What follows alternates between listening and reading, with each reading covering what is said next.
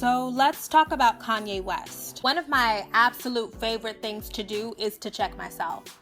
I have lots of thoughts all the time about everything.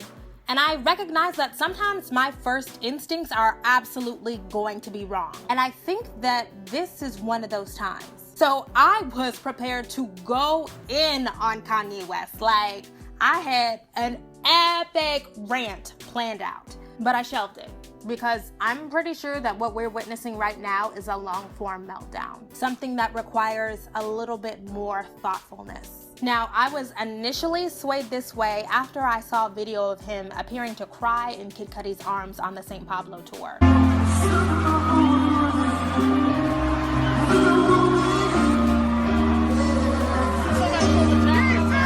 Now, I am somebody who has grown completely numb to the nonsensical, egotistical ramblings of Kanye West. But that was something that we don't often see from Kanye. And then, of course, news broke that the remainder of the tour was going to be canceled. And then we found out that he was placed under a psychiatric hold. And I really had to do some soul searching. So look, we don't know what's going on with Kanye. I'll reiterate. I don't know, you don't know, we don't know. And I will absolutely admit that my personal experiences inform how I come to this conversation. I've seen a couple of viral posts about how the anniversary of his mother's death just passed and how he struggled with feeling responsible for it.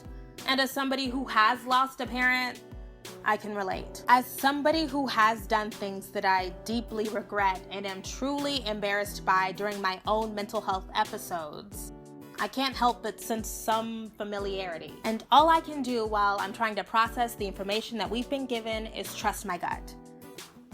And I feel empathy. And I'm going with empathy despite the fact that the other side of me says, this arrogant, overindulged man has every resource on the planet. And if he wanted to get help, he should have been got it. But I recognize that sometimes that is not how life goes.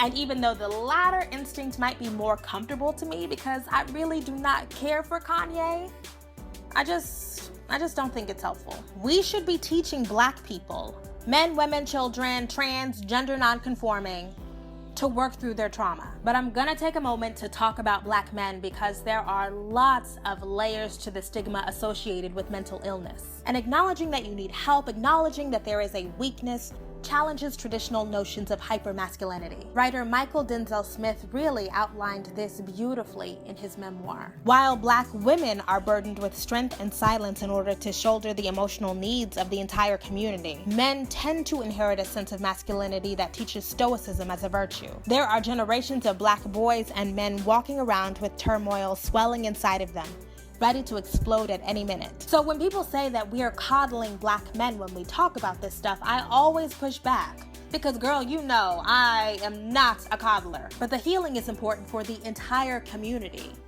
I, as a Black woman, have a vested interest in seeing these paradigms change. Because we know Black women are left to pick up the pieces of the untended to traumas of Black men. Traditionally, Black men don't have to clean up their messes.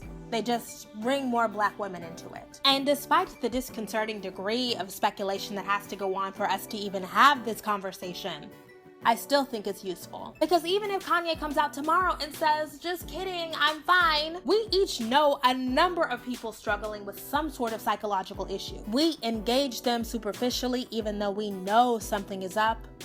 We speculate on their well-being without offering meaningful help or support. All of this is much more about what we do where we are than this super rich, super famous man. And I have to say that all this compassion can't just go to Black men.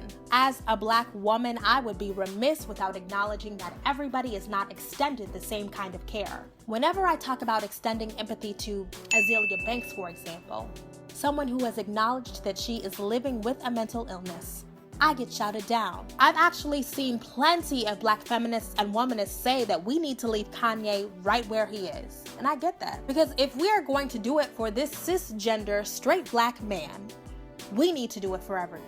I also recognize that Kanye, who idolizes whiteness, who says things all the time that are just completely absurd, could make me regret taking this stance at any given point. But those are just the risks that you take when you're trying not to be a terrible person. And we are actually trying to change culture here. Michael's book actually put me onto Bell Hooks' Rock My Soul, where she says, mental health is the revolutionary anti-racist frontier African Americans must collectively explore. The whole thing is just so complicated, so messy, and I honestly don't have a resolution.